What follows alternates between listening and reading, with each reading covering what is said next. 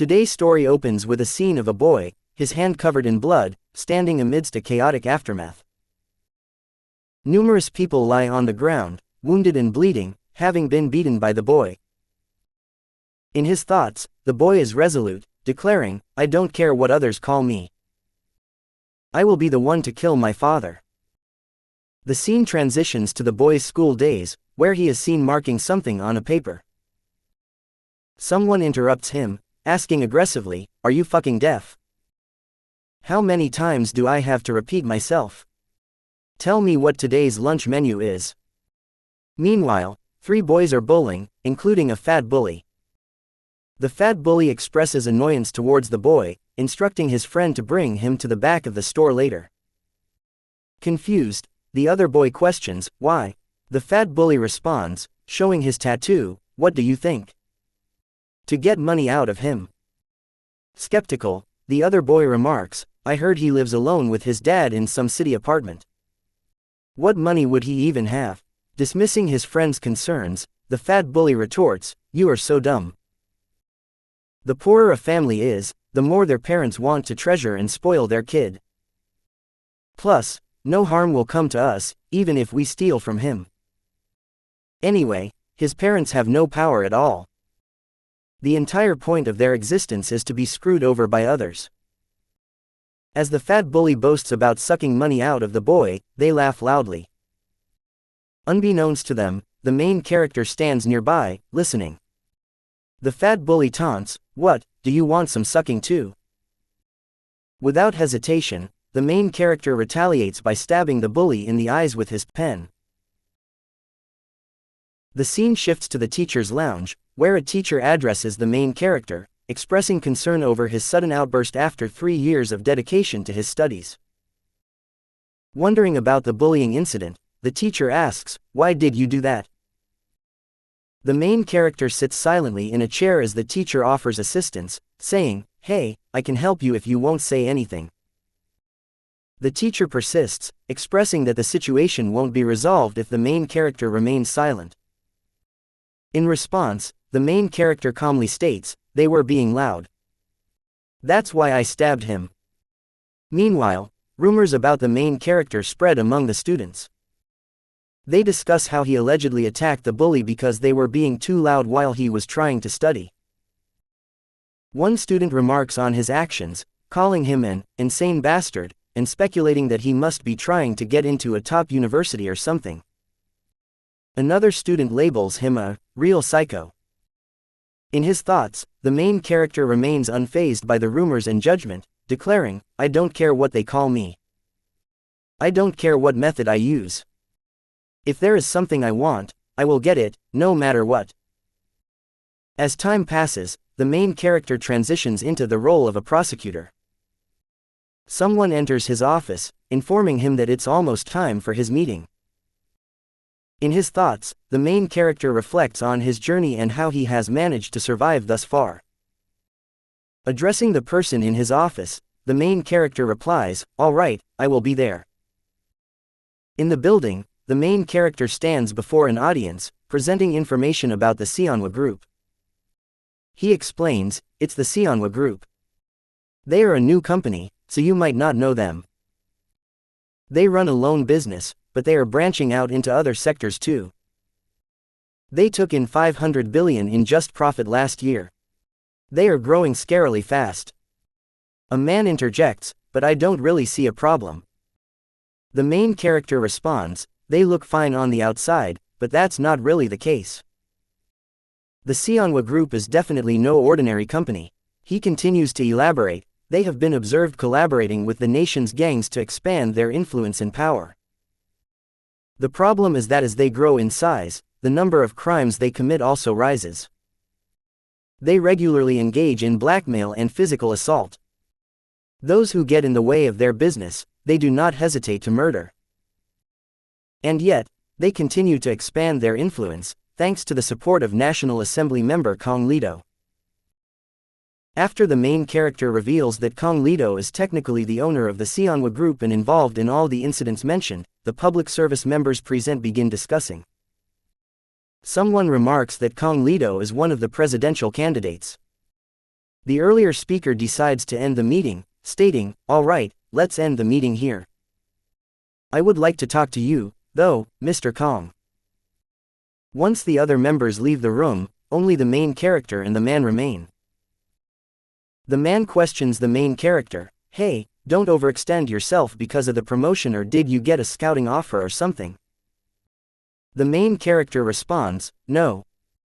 The man persists, "Then what is it? Why are you so obsessed with this case?" The main character explains, "It's not an obsession. My job is to investigate if there is a crime being committed." Reflecting on the moment his mother told him about this case, our main character's mother pleads with him, "Pildu, I am begging you, please give it up.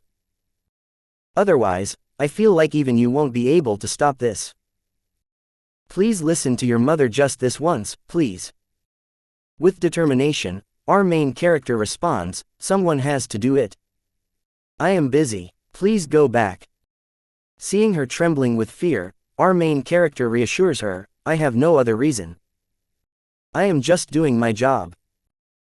The man acknowledges our main character's competence but expresses concern about the potential consequences of going against Kang Pildu, a presidential candidate. He warns that if things go wrong, the entire public prosecutor's office might face repercussions from the future president. Despite this, he acknowledges our main character's indifferent attitude but emphasizes that their lives are at stake. However, the man's demeanor suddenly changes, and he suggests dropping the matter. He smiles, indicating a shift in tone, and says, "Let's leave it be, yeah." Later, we see the same man receiving a phone call. Awkwardly, he picks up the phone and greets the caller, expressing gratitude for the call and assuring them that he has spoken to someone about the matter. He promises to end the conversation there and agrees to discuss the details in person. The man receives shocking news on his phone and apologizes, promising to relay the message. He then calls our main character and delivers the heartbreaking news, "Mr. Kang, don't you get the message yet? Your mother has passed away." Later, we see a somber atmosphere filled with flowers, with a notice indicating that no visitors are being accepted as per the family's request. Among the flowers, there's a photo of our main character's mother, surrounded by men in black suits. Someone urges them to put everything away quickly, but one of the men expresses concern, stating that it hasn't even been 3 days yet. Another man responds, "Not even an end is here. What would be the point? It's enough that we even set up all this. The higher-ups don't even care." Holding the photo of our main character's mother, one man asks, "What should I do with this?" The man scolds the other man for asking what to do with the photo, sarcastically questioning if he plans to keep it in his room and worship her. He orders the man to throw it out, and the man obediently responds, "Yes, sir." As the men gather the flowers to take them outside, our main character passes by. One of the men notices him and tells him they are not taking visitors, instructing him to leave. However, our main character stands in front of his mother's photo. Angrily, one of the men approaches our main character, cursing and demanding to know who he is. They notice our main character's ID card and fall silent for a moment. Our main character speaks up, expressing his desire to know the truth about his mother's death but acknowledging that the higher-ups have likely covered it up, leaving him with no answers. Our main character confronts the men, using strong language to criticize their sloppy work and emphasizing the importance of documentation. He accuses them of causing his mother's death and suggests that she couldn't even scream for help due to their actions. In his mind, our main character recalls his mother's final moments, imagining the brutality of her murder. We witness a scene of his mother's murder, where someone notes that she is still alive and determined. Another orders to finish her off and clean up the scene, as others mention that they are waiting outside. Returning to the present, our main character accuses the men of overlooking crucial evidence, suggesting that his mother may have swallowed something while dying. One of the men signals to his subordinate, and he interrupts our main character, using profanity to question his interference without a warrant or evidence. The man harshly says, "Hey, shut it. Why are you interfering with our business, you motherfucker?" You didn't even have a warrant. Do you have proof that it was us? I'm still being nice here. The man puts his hand on our main character's shoulder, warning him, you just made a big mistake. With a swift motion, he retrieves a knife from his pocket and lunges at our main character. Reacting quickly, our main character counters the attack, striking the man's forehead with a coin. As the man recoils, our main character asserts, you are the one who made a mistake. I don't feel like following the law anymore. He declares firmly, from now on, I'm doing it my own way. Anyone who gets in my way is dead. In a dimly lit room, 3 individuals sit on a sofa, discussing recent events. One of them remarks, I heard he messed everyone up at the funeral. Ha ha ha, are you not going to do anything? Another man responds, it won't be good for the presidential election. Shouldn't we do something before things get worse? The third person chimes in, they're right. We shouldn't just sit back and watch. What should we do with Pildu's father? The scene shifts to our main character's father sitting on a sofa in the dark. The story flashes back to a dark moment from the past, where our main character and 4 other children stand together, covered in blood. In front of them stands our main character's father, suggesting a grim and sinister event. Returning to the present, our main character's father addresses the other man in the room, commanding, kill him. Like we did to anyone who got in our way. This chilling statement implies a history of violence and ruthless actions undertaken to maintain power or achieve goals. The scene shifts to a small building, from which 3 people emerge. One of them comments, you just got promoted, and this is all you are paying for. Another retorts, hey, be happy with what you got. I'm not paying more than 10,000 won for you. One of the men remarks that they haven't seen our main character since high school.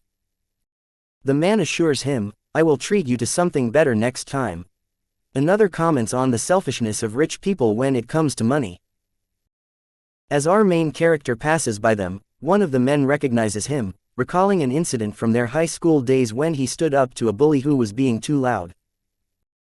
The others remember, expressing surprise that he's become a prosecutor and questioning why he's living in such a place. One of them suggests it might not be our main character after all, given the time that has passed. Another reflects, yeah, that was like a few years ago. He's probably living well somewhere by now. Someone else brings up our main character's nickname, prompting the man wearing glasses to think to himself, how could I forget Kang Pildu? The psychopath. This revelation adds a layer of intrigue to our main character's past. In a flashback, the man recalls being bullied by a classmate. The bully demands something from him, issuing threats of violence if his demands aren't met. Fearful, the man pleads for forgiveness, hoping to avoid further harm. The bully tightens his grip on the man's face and menacingly says, do you take me for an idiot? I thought I told you. I'm going to shove a cigarette in your eyes if you don't bring it by today. Desperate, the man begs, please forgive me. Suddenly, a teacher interrupts, angrily questioning their presence outside during break time. Noticing the students smoking, the teacher orders them to the office. Thinking quickly, the bully manipulates the situation, claiming they were discussing borrowing clothes for PE. He pleads with the teacher, could you let it slide this one time, please? The teacher hesitates upon noticing the tattoo on the bully's body, uncertain of how to proceed. As the teacher overlooks the bullies, one of them speaks up, addressing the student. Teacher told me to look after you because your family is poor, you receive support low income, right? I can help make your school life more comfortable, the bully sneers. Mockingly, he adds, because your mom's a blind bitch. I'm sure she wants you to see the brighter part of the world, don't you think? With a malicious grin, he deliberately steps on the student's glasses, taunting, why'd you put your glasses there? Dumbass. The other bullies join in, ridiculing the student's predicament. He can barely see already, but now it's gonna be worse for him. The student, picking up his glasses amidst the taunting, appears distressed. Meanwhile, our main character stands in the corner, holding a garbage bag. He addresses the student, bluntly stating, you're in my way. I'm trying to throw the trash away. After our main character passes by, the student questions the point of throwing the trash away. He then retrieves a knife from his bag and declares, when the trash that needs to be cleared remains, as is, as he attempts to cut himself with the knife. In his thoughts, the student expresses a desire for someone to understand that he's choosing death because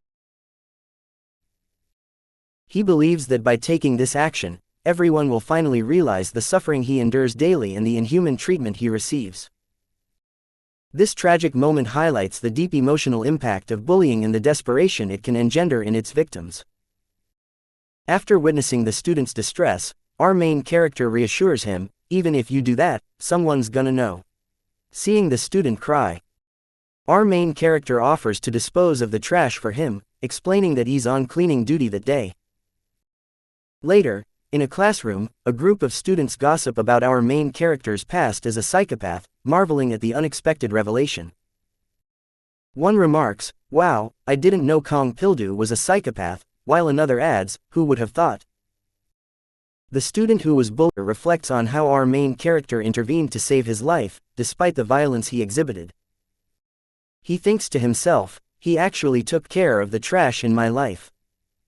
He didn't even blink when he stabbed him. Why? Just because of me." Amidst the audience, the student who was previously bullied laments his inability to confide in his friends about the bullying, admitting, "I should have at least told my friends. But I couldn't because I was scared of you." Returning to the present, the grown-up man watches our main character from a distance as our main character walks away from the scene. This moment signifies a reflection on the past and the growth and change that have occurred since then. As our main character walks past a middle-aged woman standing in front of a building, he heads inside without paying much attention to her. Meanwhile, the woman mutters to herself, "She said she would be home, but she hasn't called ever since." Upon reaching his door, our main character enters his home. Suddenly, an attacker emerges from beneath the house and launches an assault. Reacting swiftly, our main character grabs the attacker's knife with his bare hands, thwarting the attack. After thwarting the attacker's initial assault, our main character advises him, "Next time, maybe take your shoes off when you come to someone else's house, so it doesn't give away your presence." With swift action, our main character grabs the attacker's hand and throws him to the ground. Upon noticing more intruders in his home, our main character demands, "Who sent you?" A man holding a knife retorts, "Why do you care? You're going to die soon anyway. Just die." In response, our main character swiftly cuts the man's throat.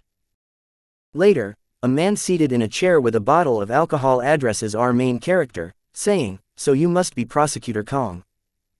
A bottle of soju is all you've got. I thought you'd be richer." After a tense silence, the intruder addresses our main character, expressing surprise, "Whoa, are you sure you're a prosecutor? I was going to settle for cheap, thinking you were just a bookworm." He then adds, "But this won't do. We'll have to negotiate for a new price." Meanwhile, in the bathroom, a girl lies on the ground. Observing this, the intruder remarks to our main character, "This is why I should never trust South Koreans. There won't be any revenue left considering the cleaning fee too." The girl suddenly opens her eyes, prompting our main character to inquire, "Is that woman included in your deal?" The intruder responds, "I brought that bitch from the floor down." He then adds, "Geez, she's a tough one, I tell you." Observing our main character's silence, the intruder continues his taunts, "But I put up with her. I had to make an alibi for our prosecutor here." He then crafts a sinister scenario.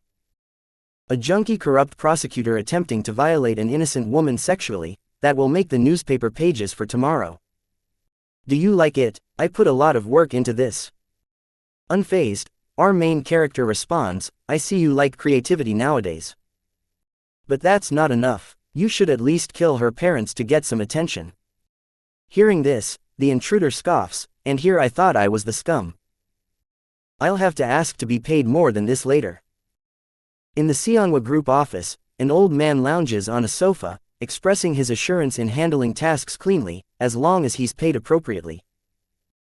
Glancing at his phone, he notes a call made for a high price, indicating the individual has developed a taste for money. With a photo of an officer on his phone, he warns about the repercussions of carelessness, emphasizing how easily one misstep can lead to ruin. Another man stands before him, gazing out the window at the city skyline. The old man remarks on the familial betrayal by Kang, questioning the son's audacity to defy his own father. He warns of the consequences if things go awry, stating that the higher-ups won't tolerate further mishaps. Old man, if things go wrong again, you won't be able to avoid taking responsibility. The higher-ups won't just watch anymore. Since you climbed this high from rock bottom, you know better than anyone what would happen in the end, don't you? No, I wish you the best, so don't take this personally. Alright, the presidential election is just around the corner, things need to be wrapped up neatly. After that, the man walks toward the old man, who says, so you can bury what you did in the past. The standing man, our main character's father, replies, to bury it. You have to dig up the whole of South Korea. Are you okay with that? The old man, taken aback, responds, hey, I'm not here to joke around. Our main character's father retorts, I didn't make it this far with just jokes either. Should I teach you how to survive at rock bottom, as you mentioned? It's simple, I never spare anyone who gets in my way, no exception, not even family. The old man, visibly shaken, stammers, he's not someone you can take care of, so don't get in my way before I bury you alive, old man. Do you understand, Assemblyman? The old man, trembling, responds, of course, I understand very well. I did it for you, Assemblyman Kang, but it seems I didn't think ahead. I'll tell them to back off right now. He then calls the attackers to instruct them to retreat. Meanwhile, our main character picks up a phone belonging to one of the intruders. After picking up the phone, our main character hears someone shouting, you idiot, why did you answer so late? What happened to him? In front of our main character's father, the old man, trembling with fear, says, Assemblyman Kang. He wants to talk to you. Our main character's father takes the phone from the old man and says, it's me. Didn't you study hard to become a prosecutor yet? You're not smart enough to realize if you're not smart enough, then you should have at least learned how to read the room.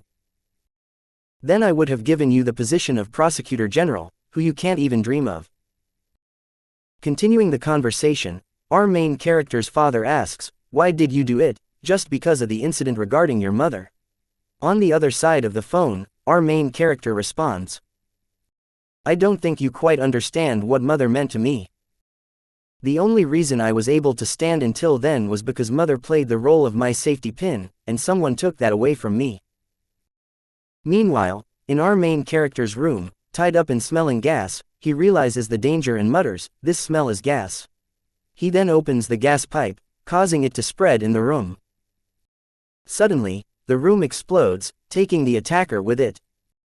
Our main character expresses his determination over the phone, declaring, now I will show you. I will kill everyone involved in my mother's death, no exception, not even family. After declaring his intent to seek revenge, our main character's father laughs and acknowledges, yes. You are finally starting to act more like my child. Our main character then places his phone on the top of the building where he was standing earlier, while his father continues to speak, taunting him about the pain he will experience. Meanwhile, the scene shifts to the old woman who was standing in front of the building earlier, crying and asking about her daughter's condition. The girl reassures her mother, saying, Mom. Hearing her daughter's voice, the old woman comforts her, saying, yes, I am here. Mom is right here with you. Concerned about her daughter's well-being, she asks a nearby medical worker, is my daughter going to be okay? The medical worker reassures her, saying, you don't have to be concerned. The responders to this incident performed first aid on her perfectly. The police officer walks over to the group and addresses them respectfully, acknowledging their distress but reminding them of the gravity of the situation, given that it's a murder case. He politely asks for their input, stating, excuse me for a moment. I understand you're all shaken up, but this is a murder investigation. I need to ask if there were any other individuals aside from the 3 people initially present at the crime scene. The girl responds to the police officer, her voice tinged with fear and uncertainty. At first, there were 3 of them. I can't recall clearly because I was so scared, but I think one more person came in. The officer probes further, asking, "Do you remember what he looked like?" In reply, the girl describes the additional person as a young man with black hair, dressed in a suit. She vividly remembers the protagonist's brave act of defending them against the attacker, adding with a tremor in her voice, his eyes, they were intense, red with determination. Our main character reflects inwardly, grappling with thoughts about how the world perceives him. He acknowledges the weight of his actions and the label he bears as a bad son. At a bar, a group of people is gathered, discussing Kang Pildu's situation. One person raises a toast, saying, "Kang Pildu has done it this time, that rascal. Even when we were kids, he had those wicked eyes." Continuing, he adds, "He ended up causing such a huge mess. Anyhow, this incident is clearly a great opportunity for us." Explaining further, he says, "I wasn't planning on doing anything before the election, but since things escalated. Even my older brother is working on eggshells, so imagine how frustrating further it must be." The young man at the bar continues, "We are gonna take down Pildu first. It's time for our foundation, wasn't it?" He emphasizes the need to show their strength to someone who has supported them so far. Another person in the group raises concern, asking, "But wouldn't it just annoy him if we make any move at a sensitive time?" The old man suggests, "How about at least waiting for the election to end?" But the young man responds sharply, "That sloth-like attitude is why you are in this situation right now, my brother. It's getting affiliated companies all because they were born before me." He expresses frustration, saying, "What the hell is up with us? I can't just keep doing their dirty work my whole life. There's only one way we can advance to the headquarters, by using that rascal Pildu." The scene shifts to our main character observing a CCTV video where his mother appears. He wonders why she would come to such a place. As he watches, he notices the same building his mother was in on the video. Hearing a car approaching, he hides in a corner. 4 people exit the vehicle, and one of them says to the others, "They will come to get them tonight, so let's get the job started right away." Then, we see our main character observing the scene. Inside the room, a dog barks as the group of people enters. Among them is a naked fat man, pleading for mercy. One of the hooligans, holding a baseball bat on his shoulder, addresses him, "Mr. Someone might think we are forcing you into this, but upon failure to pay interest, I will pay the full amount, including the principal, with my organs. You sign this yourself, remember." The fat man responds, "I know I do, but all of these organs at once. You are basically telling me to die. If you could just give me one more chance." As the dog barks even louder, and repeats, "I will definitely pay you back by next month." Ignoring his pleas, the man walks towards the dog and kills it with the baseball bat. Terrified by the brutal act, the fat man stammers, "I'll definitely pay you back if you could just give me one more chance." The hooligan, pointing the baseball bat at him, apologizes.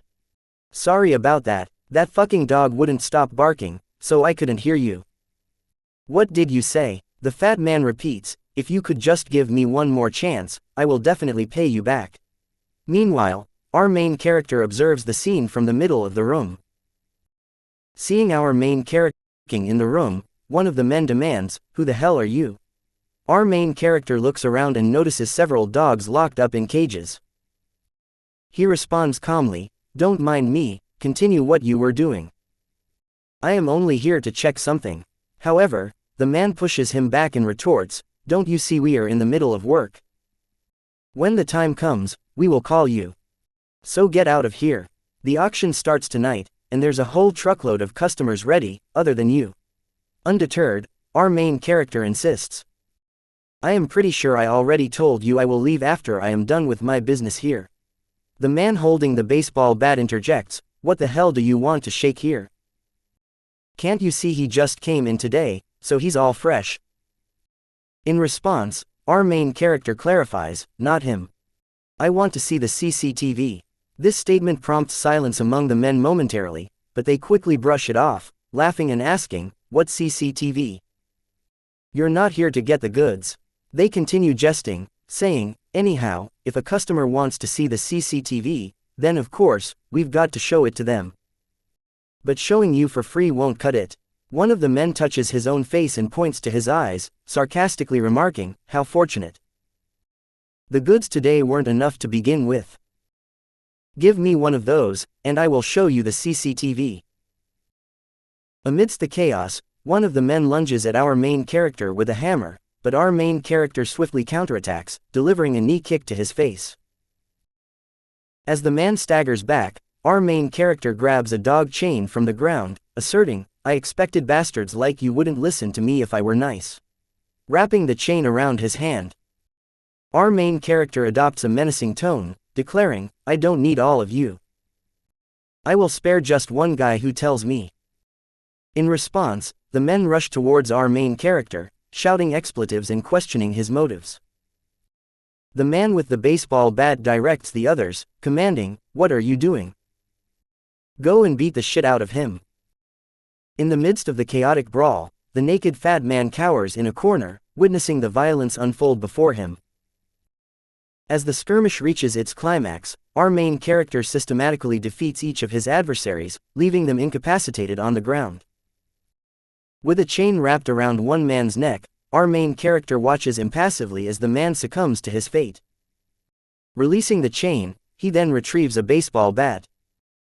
Approaching the two remaining men, our main character confronts them with a stern expression, demanding, I told you, didn't I? I need only one of you, so who is gonna speak up?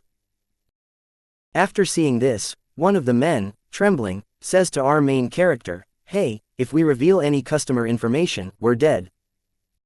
I'll give you all the money you want. Before he can finish, our main character beats him with the baseball bat. Seeing this, the other man, frozen in fear, says, the CCTV, it's inside the room, outside the door. After hearing that, our main character looks towards the door. Then the scene shifts to inside the room, where we see lots of eyes in glass jars on the table, along with medical equipment. In the midst of it all, we see a fat man wearing a red t-shirt, painting a plastic eyeball. As our main character senses the man's presence, he acknowledges him. And our main character expresses his confusion about the room. I heard this building's CCTV is here, but the place is full of prosthetics. I have no idea what this place is, he says. Then, in a hurry, he asks about the copy of the CCTV. The fat man responds indignantly, you bastard, that rude attitude of yours hasn't changed one bit. Later, as he cleans up his plastic eyeball, he adds, I get your situation. But at least say hello first, yeah.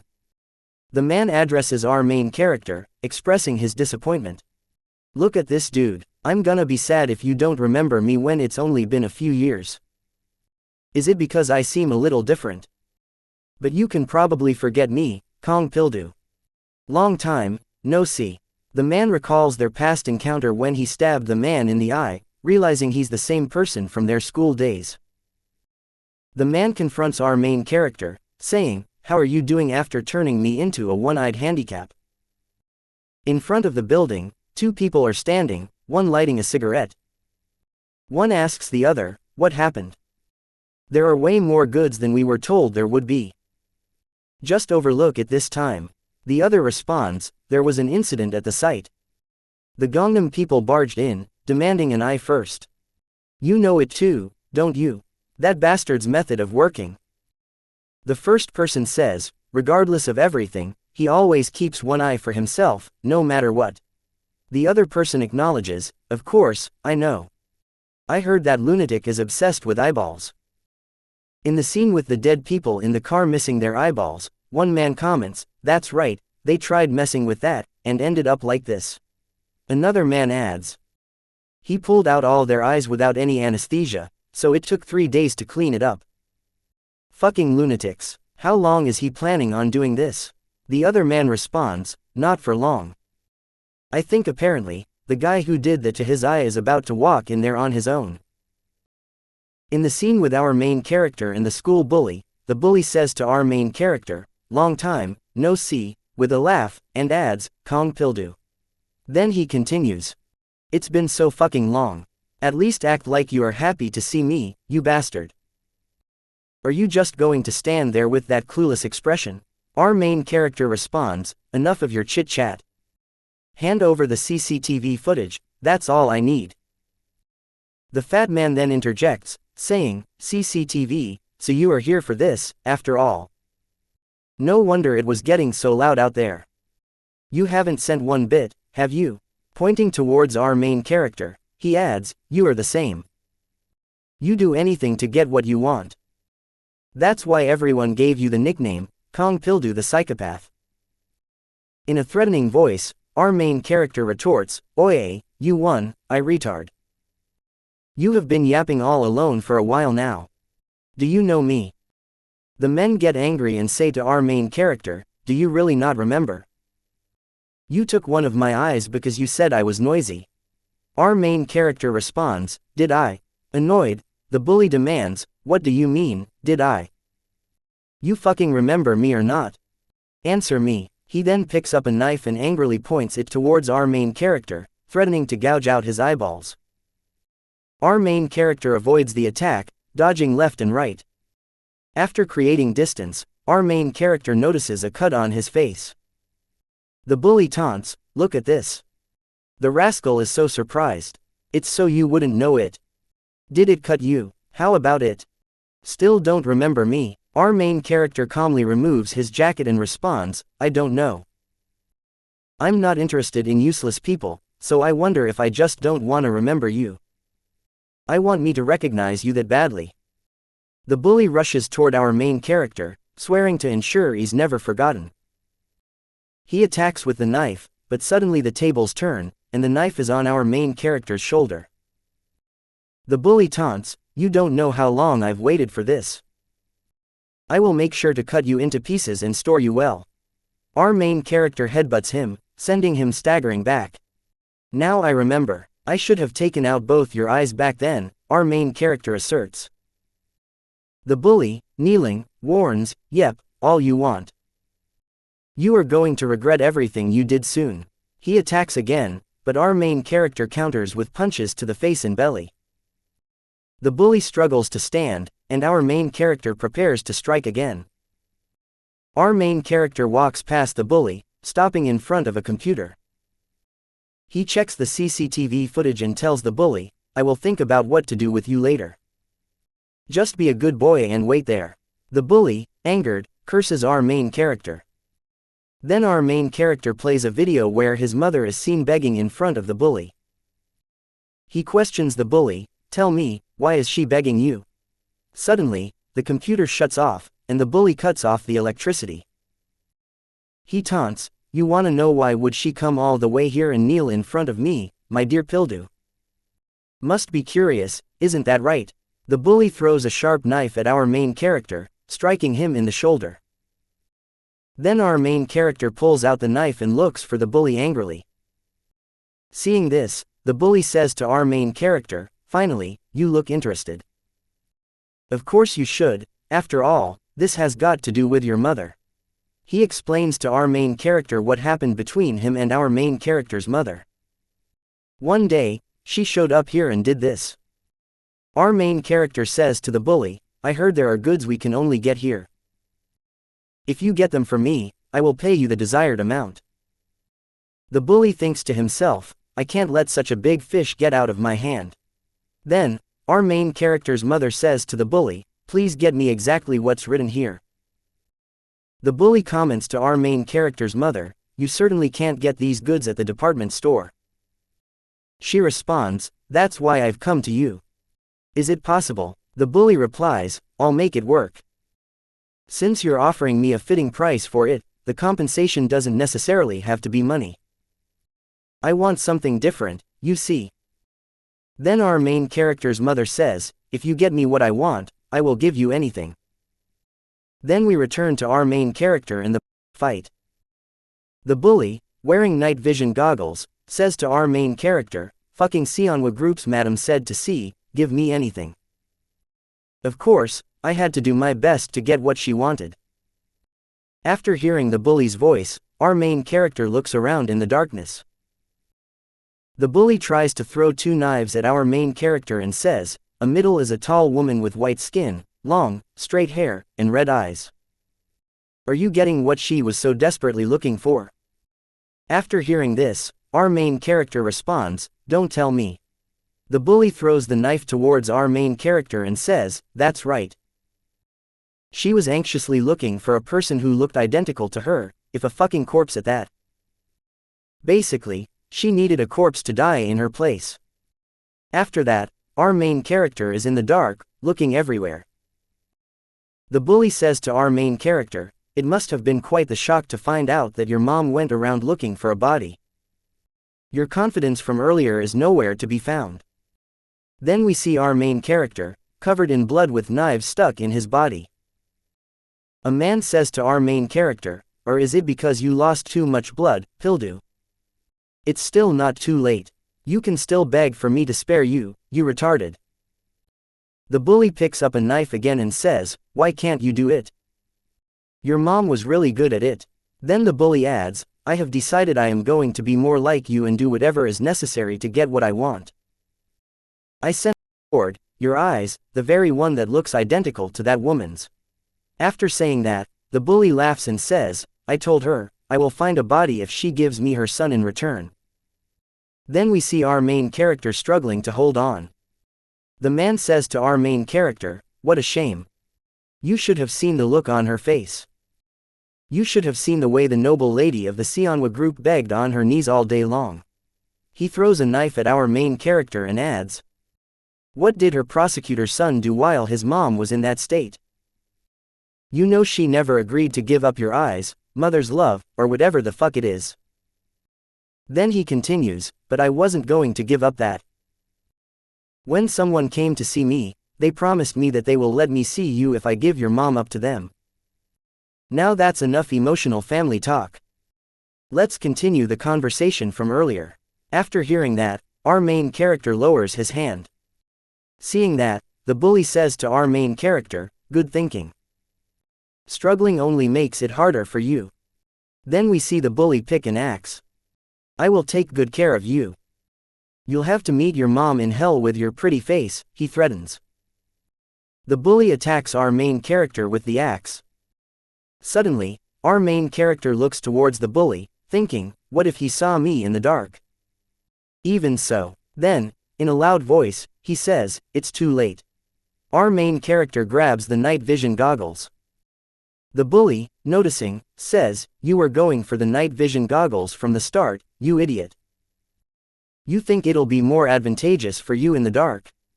You can't see who's hiding like some loser. I said come out, Kang Pildu. Then, we can see the fat bully punching in the air and says to our main character, are you scared? Our main character said to him, can't you see me? After hearing that, the bully responds, what? How can I see? There are no lights here at all. Stop with the bullshit and come out right now. Our main character responds, the lights are on, you just can't see. The bully said to our main character again, it's dark as hell. What the fuck are you talking about? Then our main character, in front of him holding a knife, says, I guess those plates really are solid like you said. You can't even tell that your eyes have been cut. After some time, the bully touches his face and says, my eyes. No, there's no way. He touches his eyes and shouts loudly, no. Then, crawling on the ground, he repeats, no, there's no way. It's okay, let's just do this like planned. The bully touches our main character's face and says, if I take your eyes out right now and implant them in me, I will be able to see again. After hearing that, our main character suddenly slaps him so hard that his eardrum is wrecked. The bully says, what the hell was that for? It's fucking hard. Our main character responds, we still need to talk. No, listen closely, I'm sure you can't hear with that ear, now that one's eardrum's wrecked. The bully asks, what is the fuck up? Suddenly, our main character grabs his hair and says, answer properly. If you don't want to go fully deaf. In a threatening voice, he demands, "Who are those guys that came asking for my mom?" Then, in the same building sometime later, a lot of people in black suits come in. Our main character's third brother meets them and asks his subordinate, "Is he dead?" The subordinate responds, "He's still alive. He's muttering something, but I can't understand what he's saying at all." Our main character's third brother remarks, "Poor bastard. This is why you need to have good friends." Suddenly, he kills the bully. One of his subordinates asks him if they should go look for the bully. He replies, "It's fine." Then, our main character's third brother looks towards the CCTV and says, "That bastard Pildu probably already saw who else, other than mother, was there." Then the main character's third brother wiped the blood from his face and said, "I'm sure he'll find his way."